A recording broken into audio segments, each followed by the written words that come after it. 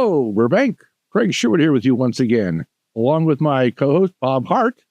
Good evening. Another edition of Coach's Corner.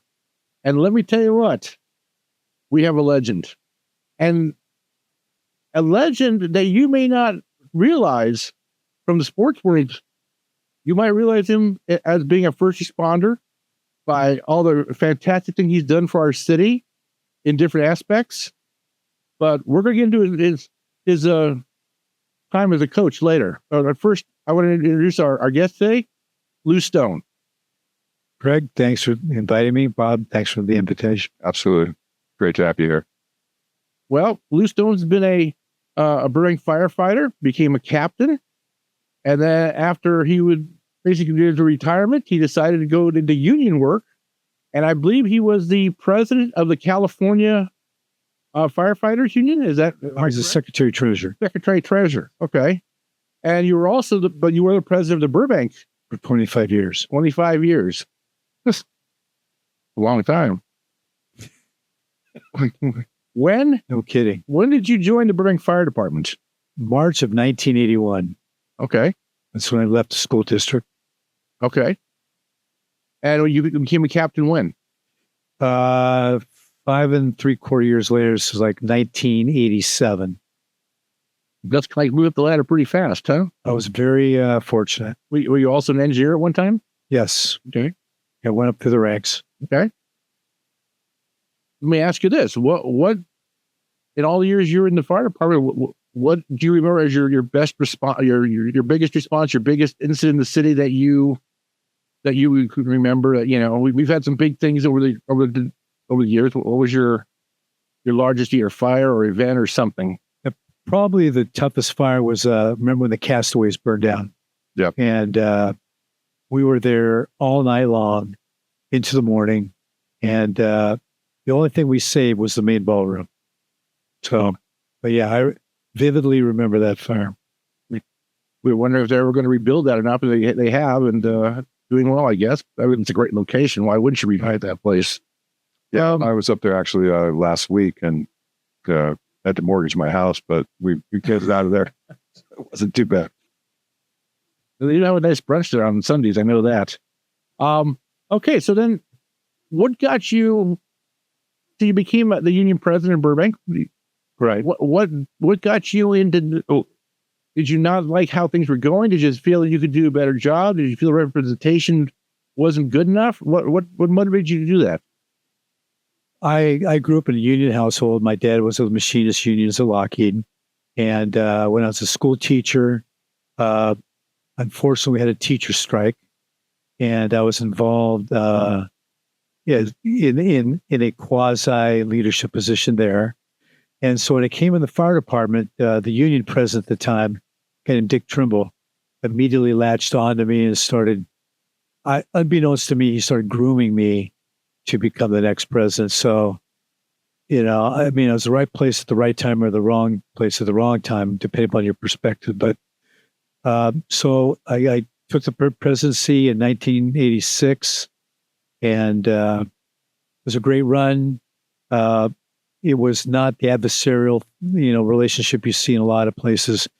It was a family. We disagreed sometimes, but negotiating contracts and stuff was challenging sometimes, but overall, it was a good place to be in organized labor.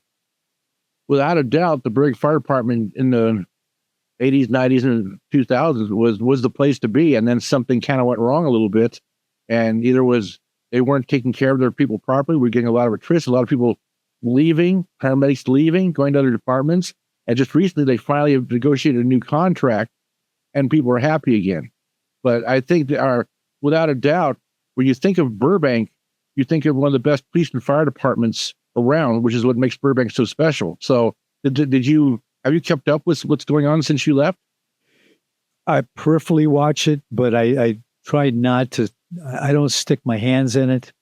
The leadership that's there now, they're doing their thing, and so it just has been sad. Like you say, is that if you don't stay on top of things, service can degrade, and for whatever reason, the fire administration and the union, to an extent too, they didn't keep up on keeping a current list and moving people into place. So they had attrition, like you say. And I've got a nephew that's a firefighter medic there, and they're getting beat up. They're being forced overtime constantly and stuff. So thankfully, Danny Alvarez is a chief now. And in fact, Danny was one of my rookies. That's how old I am. But he's, I hear he's doing a good job.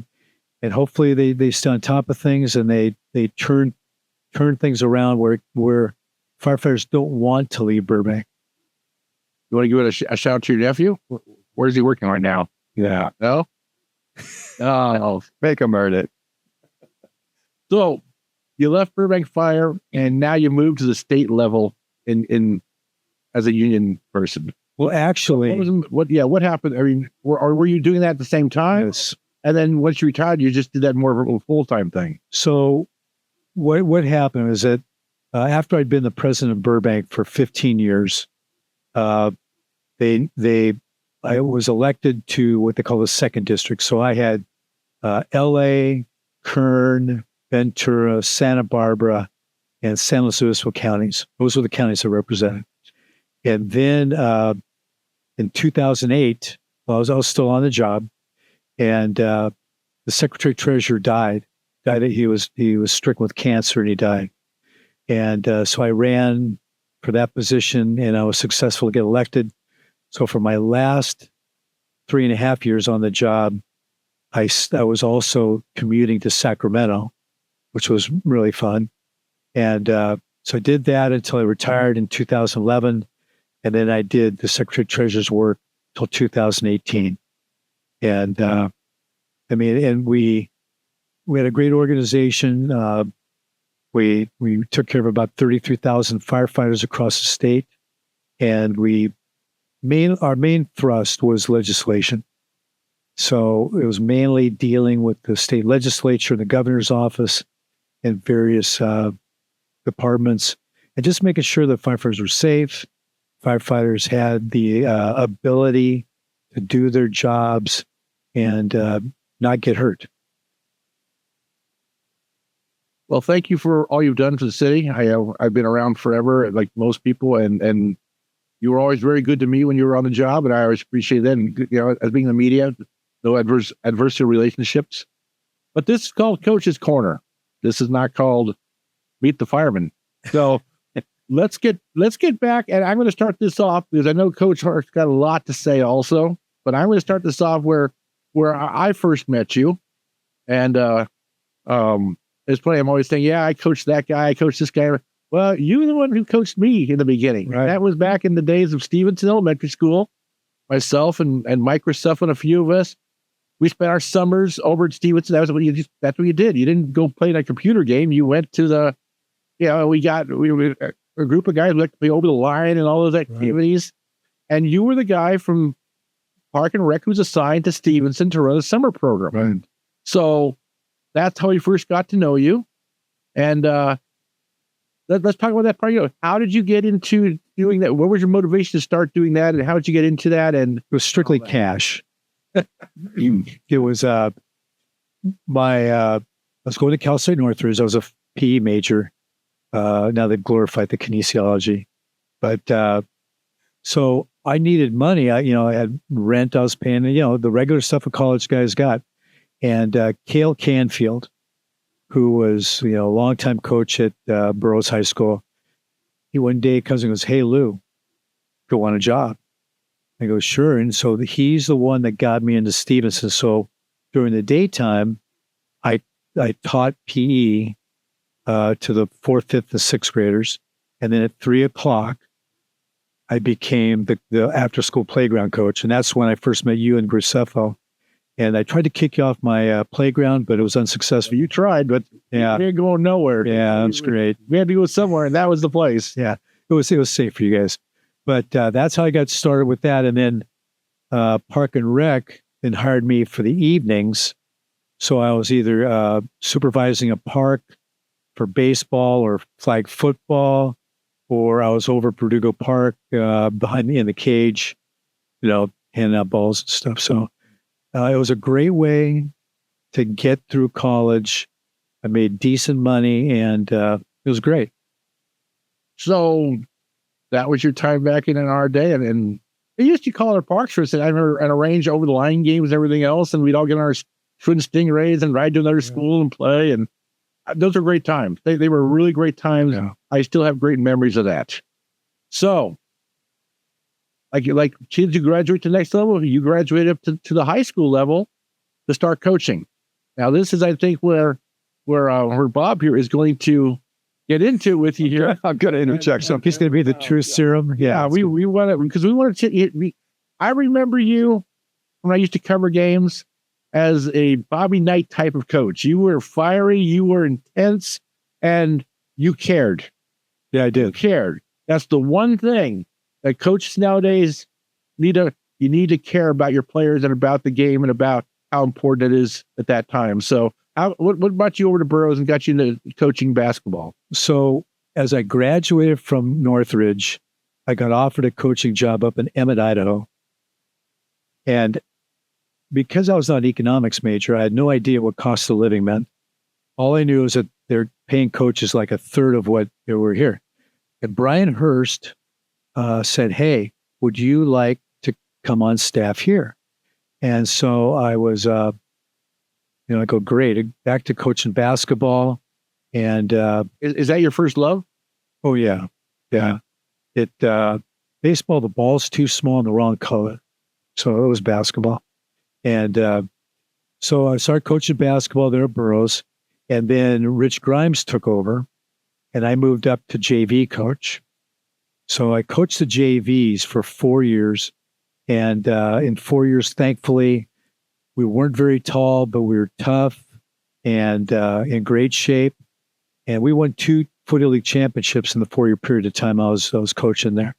And I probably never would have left education if it hadn't been that I was looking forward to someday either taking the head job at Burroughs, or I was starting to look around at other jobs in the area, varsity jobs. And in the midst of all that, we had the teacher strike. And when we had the teacher strike, my father-in-law, who was a Burbank fire captain, said, "Hey, Lew, why don't you take the test?" And at the same time, I don't know if you remember, I played against him. He was at CV, a guy named Bob Trowbridge. And Trowbridge played at USC. And we were really good friends all through the times. They were a student teaching together, Luther and everything. And he goes, "Hey, I'm taking the Burbank test." I go, "What? Are you nuts? Throw away that education?" So we took the test, and long story short, we both got hired. So that's when I left coaching. But I tell you what, till my last day as a firefighter, I would have loved to, still be back in coaching. I got a taste of it when my oldest daughter started junior high school at Muir. She goes, "Hey, Dad, I've got these girls who want to play basketball." And I go, and I'm thinking to myself, I don't express it out loud, but I just go, "Oh no." But it was, these girls were great athletes. I don't know if you remember Randy Ivey. His niece was on my team, Amanda Ivey. Natalie Avanesi, who is, I think she teaches with you at Burbank High, right? I think so, yeah. Yeah. So I had these great girls. We would go undefeated all through the Burbank Park League. We go to the SMAF tournament. We do good there. And then as they're going into high school, a varsity coach says, "Hey, would you like to coach the freshman team?" So I arranged my schedule at the fire department. We go undefeated. We win the Foothill League freshman championship. Then the next year, we lost 2 games. We won the Foothill League championship again. And then the next year, I was the assistant varsity coach. And after 1 year as assistant varsity coach, I stepped down. But so I kept my hand in coaching. And like I say, if I hadn't become a firefighter, I would have loved staying with coaching and teaching the rest of my days. I remember when you were probably the student teacher era. I guess you were at Luther, you said? Right. Yeah, I remember playing with you a number of times down at Verdugo Park with all the all the legends, Rick Bernard and some of those guys, John Chance, and we used to sit back and think, oh my goodness, these are men, you know.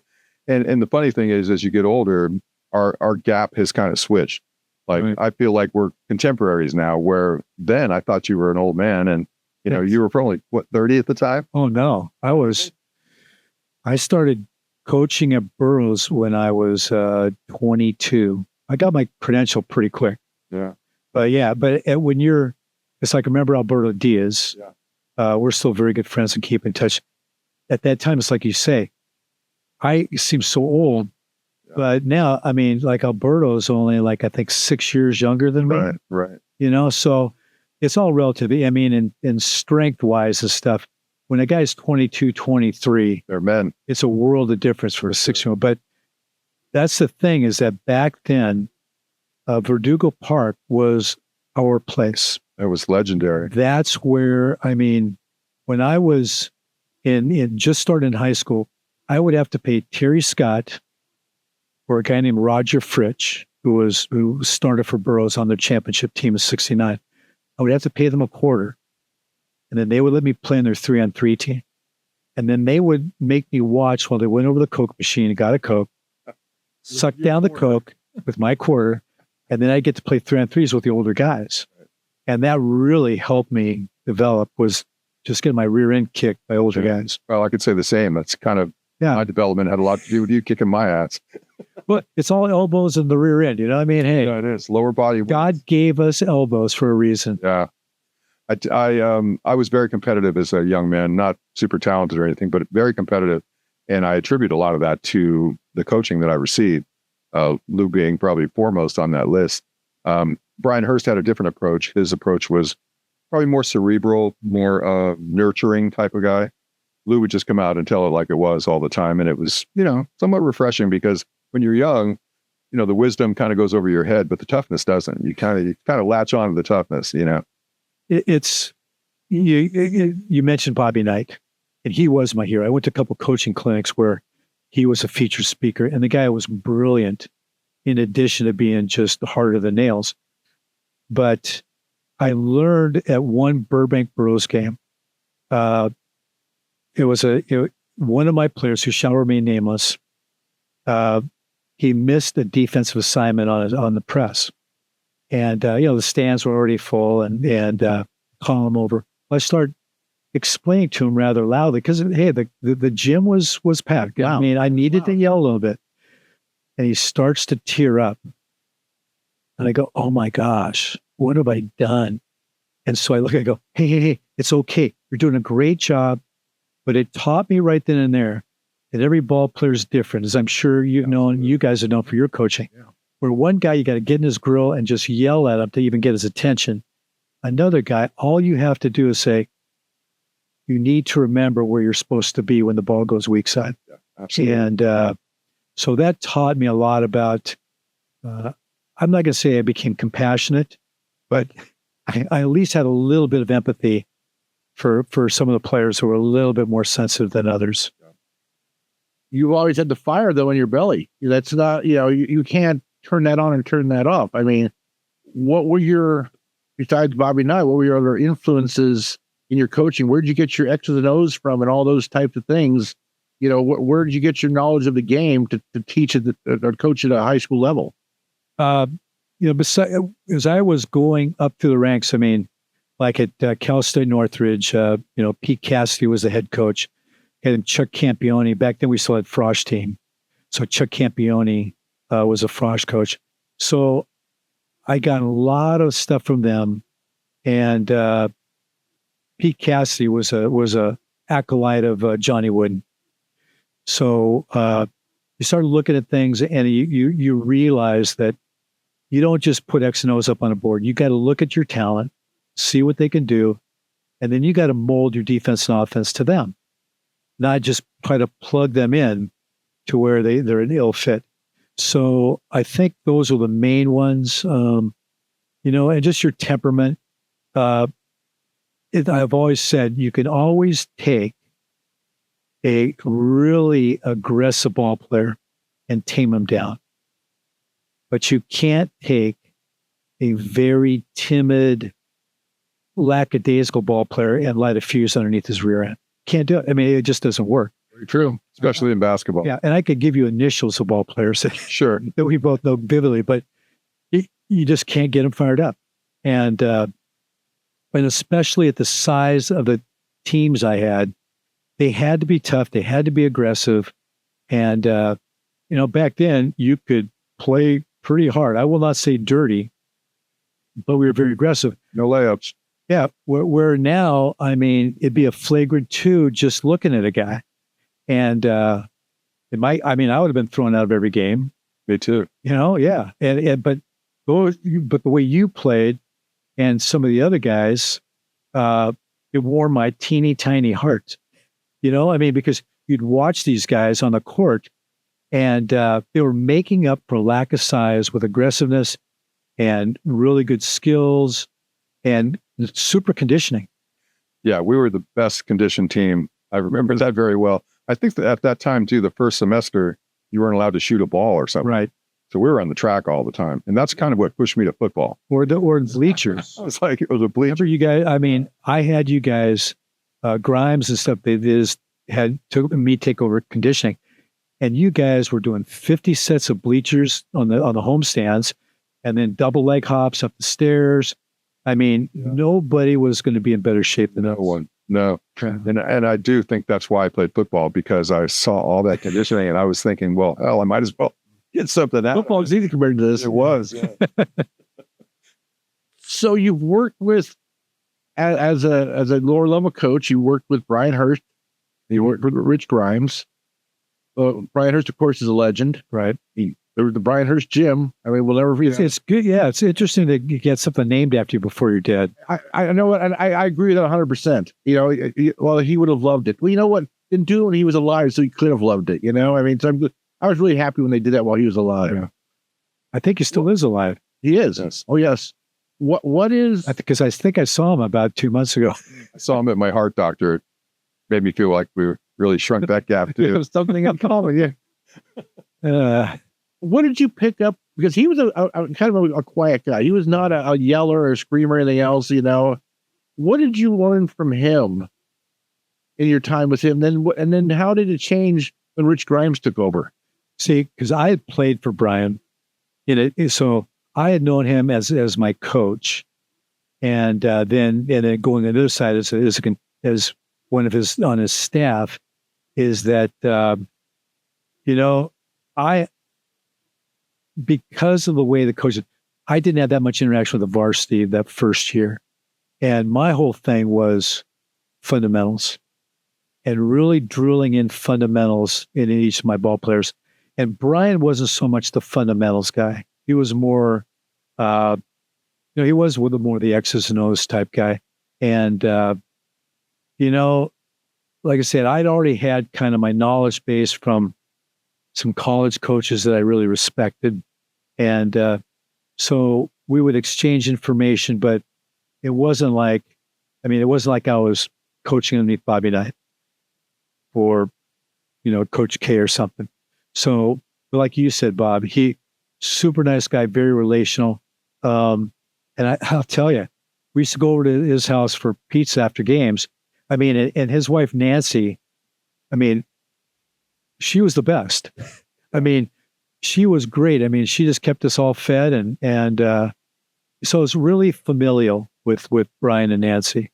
And so that taught me, because I didn't have exactly the best home life. So being around Brian and Nancy was just kind of like that fresh air. Yeah, I always felt that for me, Brian brought something to the table that a lot of coaches kind of miss out on. And I think that's the family approach. Right. He was very, like I said before, nurturing. He was somebody that, as a young man, we could look up to.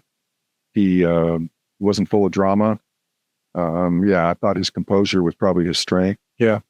He wasn't a crazy man on the sidelines, but he was competitive, so he was definitely somebody that made a big impact on me. Yeah, me too. Then transitioning to Rich Grimes. How was that then different? Me and Rich were good friends. And so we hung out a lot. Again, different coaching styles. when you're the assistant, so, I was the assistant varsity coach. So I'm sitting there, and when it's just like being the vice president of the United States, you keep your mouth shut. And so my role was basically to whisper in Rich's ear, or at a timeout to take one of the ball players, go, hey, make that guy go left. He's got no left hand, whatever it was. And so Rich appreciated that. And like I said, he had me take over all of the preconditioning. And then I remember on Saturdays after practice, then we would play full court, right, for sometimes a couple hours. Yeah. And so sometimes 6 a.m. Yeah. And so it was just great fun. And, it really, by playing with you guys, it gave me insight into who, it's like one guy, remember, he was the dirtiest ball player I've ever played against. And I won't even give you his initials, but I was so heartwarmed by him, because I think I know who you're talking about. So he was so sneaky. He'd be like holding your shorts and all kinds of. I'm going, you're not getting enough playing time. So I would tell Rich, hey, this guy needs more playing time because he can get the job done. I remember Rich having a great sense of humor. He was a great teacher too. He was one of the few guys who could really grasp, involving the students in the lesson. So he was one of the few guys that I really enjoyed. I would say that's was true for Lew Stone as well. Oh yeah, I loved his class. Yeah, and I was not a good student. My background wasn't, education acclimated. But those guys, for whatever reason, they kind of, sucked me in pretty good. I'm going to switch this a little around now. I did not know you coached girls. Back in my early days, I coached in a school called St. Charles, and I was the athletic director, and our girls coach quit, and so I coached the girl at the time 18th, 7th, 8th grade team, and I'm thinking, oh, this is going to be boring as heck. We're just going to score maybe 4 points a game. I had no confidence in girls playing basketball. We get in there and we start playing, and we're doing all right. And we lose a game like 22-20 or something. And after the game's done, I'm going to talk to the girls. They start crying. Now, it meant so much to them. And they felt it was so disappointed. And I'm going, guys never do that. They just kind of brush it off. But that means it really meant that much to the girls. And I had a whole new appreciation for the girls' game and the girls' athletes. Because I said, you know what? It does matter, and they wear their emotions a little more. So what was your transition going from coaching boys and your style to now coaching girls? What how did you, what did you discover about all that? So my daughter was on the team.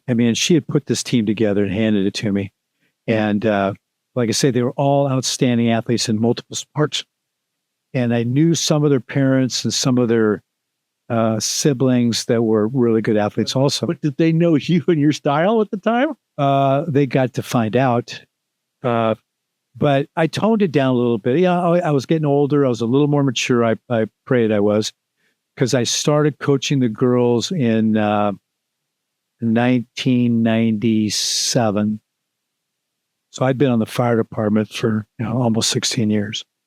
So I'm kind of feeling things out, and I'm the whole thing. I teach them fundamentals, and these girls are catching on, and they actually, I will tell you this, is that kind of like we were saying, Craig, is that they hated to lose much more than the boys teams did. And they were more motivated. One of my best ball players, we were going to be playing Burbank, and her mom calls up and says, hey, she's got 103 fever. And this was the day before the game. And I go, well, let's all be hoping she gets better by tomorrow morning. And so the next morning she calls us, well, she's a little better, but she's still kind of fever. And I go, you're the mom. You do what you need to do. And that girl says, I'm going to school and I'm playing. So we get out to the court that night. I ask her, how are you feeling? She goes, I am fine. And I just go, okay. And she played great and then collapsed after the game. But it's just, I think they were more intense than any of my boys' teams. They just, like you said, they hated to lose. And, Natalie played college basketball. One of the other girls played college softball. So I had girls that could play. And so, I mean, they were a machine. The sad thing is when they got to the varsity, they'd won 2 championships in a row. And the coach at the time changed the offense, changed everything, and it wasn't quite the same. So I actually had the privilege of coaching a girls' team. We were the Heartbreakers, the name. And I can mirror what you just said because they were super competitive, hated to lose, gave me 1,000% every time out. It was never a question of effort. There was a lot of jump balls. It was a scrap. They were really very fiery. Yeah, they may not have the same skill set as the boys do, but they have a different tech skill set, and it's more, controlled, and it's more, analytical and stuff. I would say now, if you watch the WNBA, the women's game has evolved considerably, both athletically and just the nuance of the intelligence part of the game. But the way the women play now compared to how they played before, huge incremental but so much better. Yeah, they're much more disciplined. I mean, we ran a little bit of a modified UCLA high post offense, and they ran it better. Boys teams did. Yeah. I mean, and they would get it to the second or third option, and they just, like you say, they really loved the game and paid a close attention to what they're supposed to be doing. Yeah. You're talking about the UCLA high post offense, and that means you were a fan of John Wooden, and I know it was a pretty big success and all those things. But were you a Wooden disciple? Now, once again, he was not the fiery guy. He was a very controlled person, but fundamentals, like you were talking about, fundamentals were the most important thing in his world. The thing is, because he'd been coaching so long and he was so successful, that he was very intense, but he knew how to use that intensity. If you ever really studied him on the sideline, he would roll up the program and he would bait officials. He would quietly say things to officials when he didn't like things going on. It was more, he would take care of, like there's a thing on Bill Walton that I watched, and Walton, it was that love-hate relationship. But Johnny Wooden wasn't going to take, anything from, hey, there's the door. If you don't like the way this place is going. He was so analytical, but because he was so successful, we got the best ball players in the United States. I can't believe he did not recruit me, but what is one mistake. But because he had the best ball players in the United States, he could afford to really look at the nuances of the game.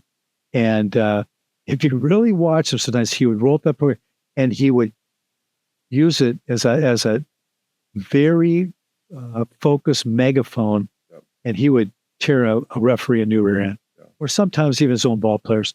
But at timeouts, you would see him way more intense, but kind of deadpan when he was just sitting there on the seat. Yeah, nothing like talent when your freshman team can beat the varsity, and the varsity is the number one team in the country. I mean, when you have those kind of options, you have a little more leverage with your players, in terms of my way or the highway. Yep. What have you, we've been lucky, we've both been coaching a long time, and we're coaching currently.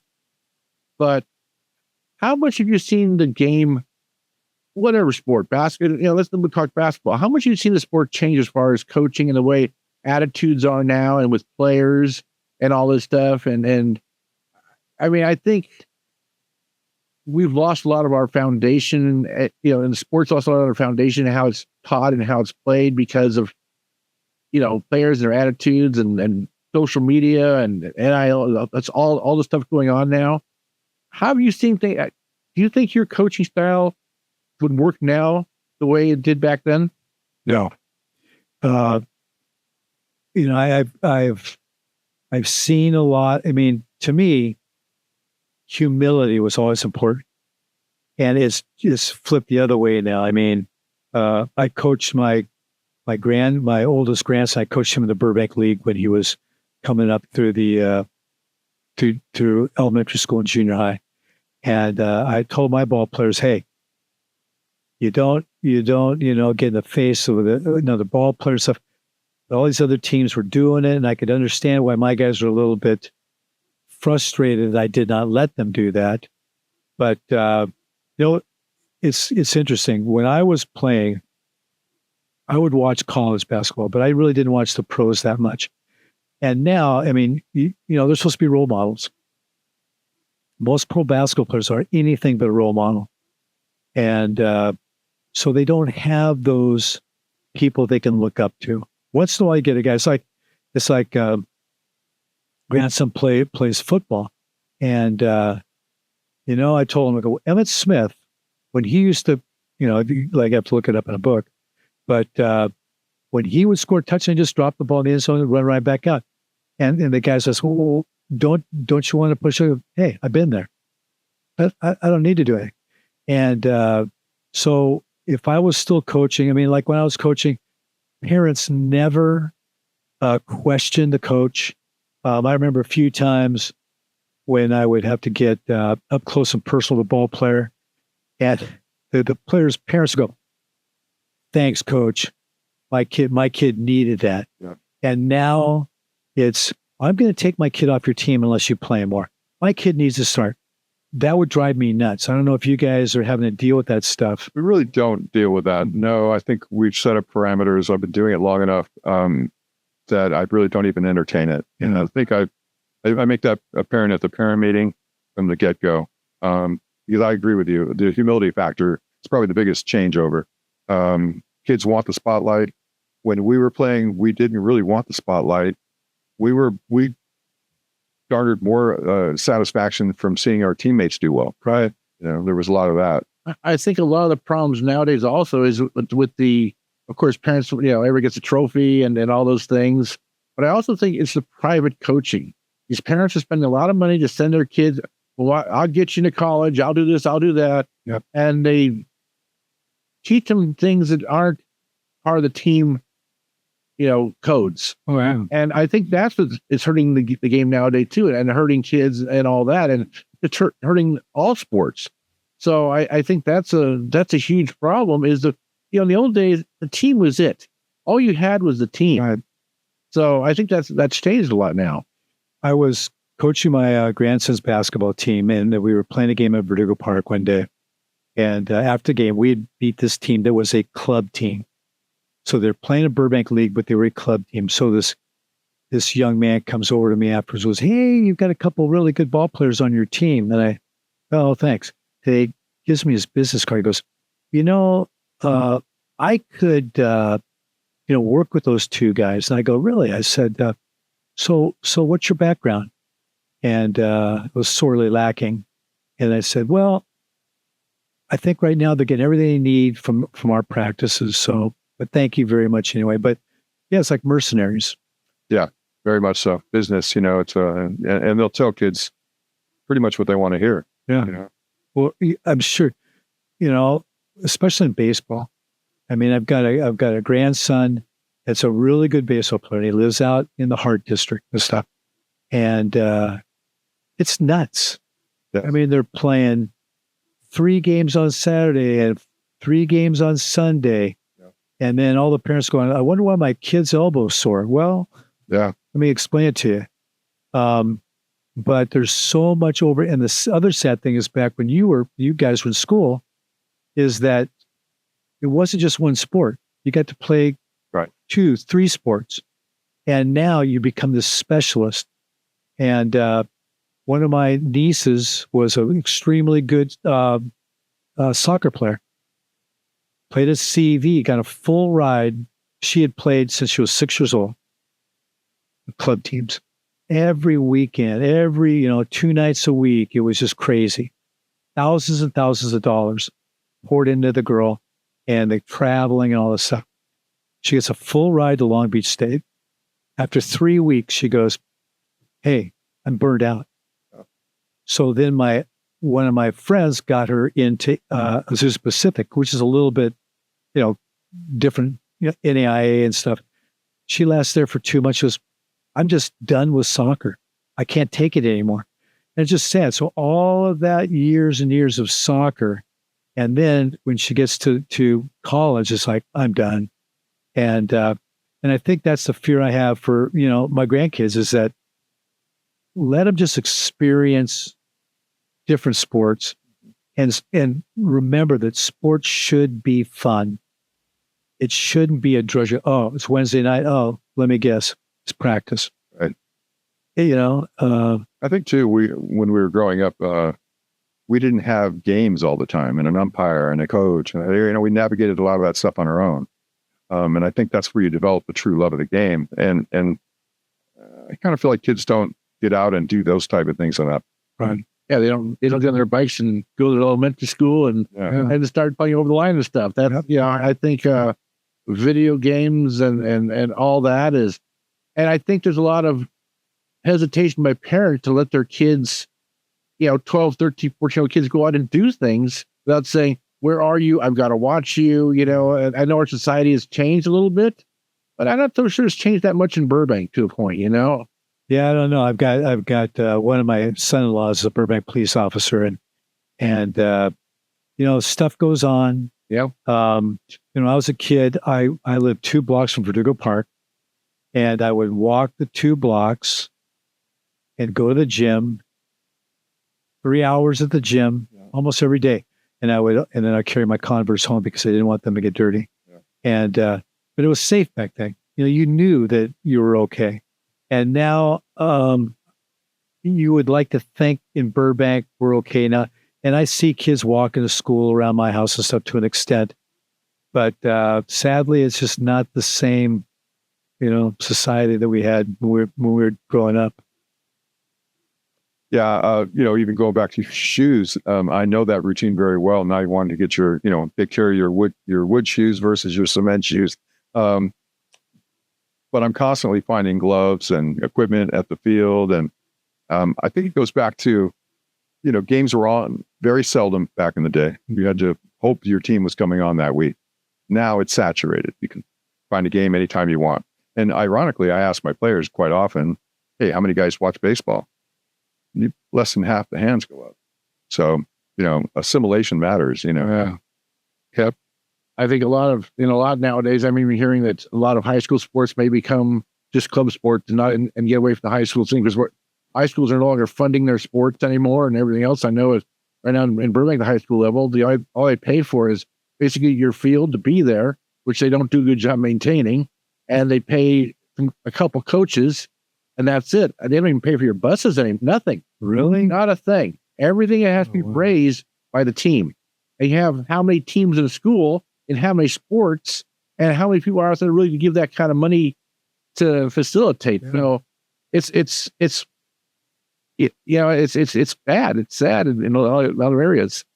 Well, I know in my own life, if it had not been for athletics, I would have been, probably in prison someplace.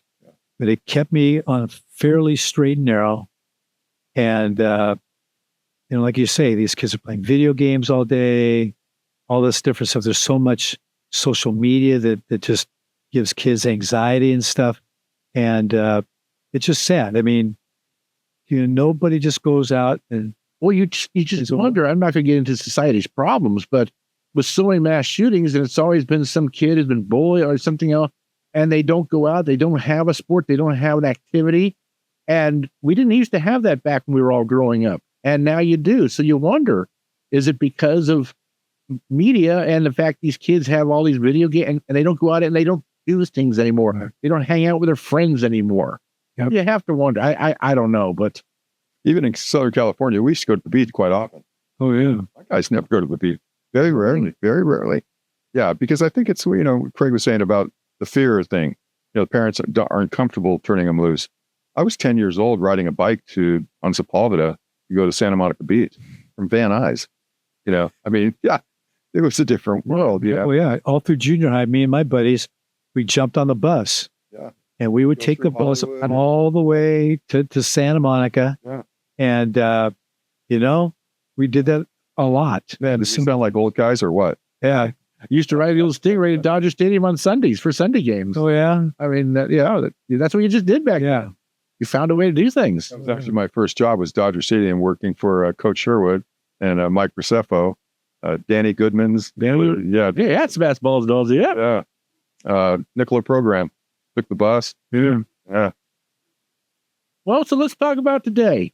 Well, retirement is good, I assume, and you enjoy your retirement and all that, and you got all the grandkids and everything else going on. So what do you do nowadays? What's on your activity schedule? So it's like, retirement's great. I mean, I still, but Terry and I, thankfully, both of us got our health still. Unlike a lot of my firefighter buddies that are really struggling or have already died. So I'm thankful for my health. And so me and Terry more than me just really does a lot of things with the grandkids. And so we do that. We invest in them. Terry and I still go to Calvary Bible Church right over here on Main. And how long have you been married, Lou? We've been married 45 years. She still likes, she tolerates me still. But very thankful. But so 45 years. And so we do a lot of stuff with our church. And then I still ride my mountain bike up on the mountain probably three days a week. And it's not an electric bike. So it's a real bike. That's impressive. Okay. So I do that and do a lot of, I go to the gym still and things like that. But, and we travel a lot and stuff like that too. So they say we're thankful. So retirement's actually been good for you. So far, so good. It's been great. And we're, like I said, I'm thankful to the city of Burbank for what they provided for us. And, it's like I told the guys back when I was the union president, you're never going to get rich, but you'll always have a secure job and you'll always be taken care of financially. And it's come to pass for me. Absolutely. It's the old adage, you try to leave it better than you found it. Yeah. And I think you've done that by far. You've touched a lot of people. I know you touched me at a young age, and you imagine all the kids you touched as a coach, and, and Bob's going to tell you the same thing. Absolutely. I mean, what are some of our experiences? And it's those experiences that help shape us into what we are today. So I appreciate what we did for you way back then. And those are great memories for me. So I appreciate it. Well, I turn it around. When you guys were hanging around in Stevenson, when I was your age at that time, I was hanging around Luther with Raleigh Bigby. Yeah. And Raleigh Bigby is probably the reason I went into teaching and coaching, because I had such huge respect for that man. And he was tougher than nails. And I appreciated that. And I still go to breakfast with him once in a while and stuff. And he is just, he was truly the person who pointed me in the direction of becoming a teacher and coach. So we just, pay it forward. We really do. It's funny. You never realize who's going to have the impact in your life. When you're young, you're not that aware, obviously, but even Tom Engel in that same capacity, he said something one time and it probably wasn't even true, but it stuck with me and I kind of fell for it. And I believed in myself because of it. He told me I was the best third baseman he'd ever seen. And I'm thinking to myself, okay, I'll take that, but it meant something because when someone believes in you, you can, you're a little bit more powerful, I think. I think it's a lesson I take very seriously with my own players because I want them to know that I pull for them. Yeah. We talked about it the other day, we're never disappointed in them. Sometimes we're disappointed for them. It's a little different, so those relationships mean the world to me. Absolutely. I mean, that's, we all have that in common. Any desire to ever coach again in anything, or are you done? Did pick the fork in you, or there's something left maybe? Like I said, I've coached one of my grandsons now in basketball for probably 4 or 5 years. And we'll see, but I still, the fundamentals of the game are still the same. So as the other kids get older, maybe I'll, come out of retirement, but we'll have to wait and see. If I still remember how to yell an official, then I'll do it. Well, nowadays, official, who knows, they have, the skin's not as tough as it used to be with officials. Yeah. They used to, after respect, there's respect, even though he's yelling. Right. Yep. What, you got anything else? No, just great to see you. Good seeing you guys. Good to see you. Yeah. And, I watch, I follow you and your team and stuff, and just great to see, We have good years and bad years, but we try to do the right thing. Oh yeah. But I mean, it's heartwarming. Yeah. Yeah. I appreciate it. Well, Lew Stone, thank you so much for coming by. We really appreciate it. We talk about bringing guests in that, are kind of the heart of Burbank and that people respect and get to catch up on. And like I said, I don't think a lot of people really realized your sports background. They just saw you as, as a first responder and somebody who went in and saved the day. But there was that other aspect of you that we both knew. And I thought it'd be a great beat to ask, I can get him as a guest. I said, what a great guest. And you were, and we appreciate that. So, we always talk about getting people here with integrity, that are humble. So you kind of fit that bill pretty good. Yeah. Well, I greatly appreciate it. I just, just getting the invite was very nice. So thank you guys. Great to see you. Seeing you guys. Well, we appreciate you coming in. For Bob Hart, this is Greg Sherwood saying thank you very much for listening. We will see you on the next edition of Coach's Corner. Thank you for watching the latest myBurbank video. If you have it in your heart, please consider helping us by clicking on the super thanks down below. Or even better, go to our channel and consider a membership. Your support is what keeps myBurbank going strong.